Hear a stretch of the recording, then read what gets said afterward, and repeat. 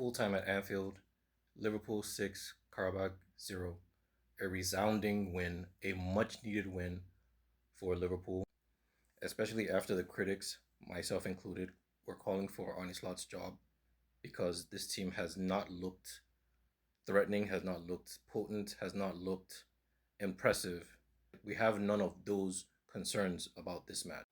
This is not to be a wet blanket or to be like, well, I was right about something. Posted this yesterday about having only 4 senior defenders available for this match. And this guy right here, Frimpong, injured in the 4th minute. So in a match where we already had Gravenberg starting as a center back, we had to bring on Endo as another defender.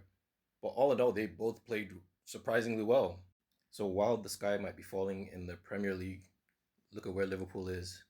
Automatic qualification to the round of 16. And let's not make it seem like we played against a doormat in Qarabag because they're into the knockout phase. They actually drew with Chelsea early on in the Champions League, so they're nothing to sneeze at. I cannot overstate how impressive and how needed this kind of result was. 2 goals from Mac Allister, 3 assists from Van Dijk after I definitely was on him after the Bournemouth match. He redeemed himself. The Wirtz Ekitike connection is alive and well. That's now 5 goals, 5 assists on the season for Wirtz. So all the 007 noises is quiet now.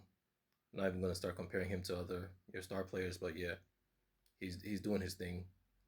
And what actually made this even more impressive as a win is that Rio almost got 30 minutes of run out and Chiesa got a goal. Yes, I'm sure there's some people who are doing some analysis on how Arne Slot reacted to Chiesa scoring because he seems so hesitant to put him in. But I'm just taking this win. I'm just taking.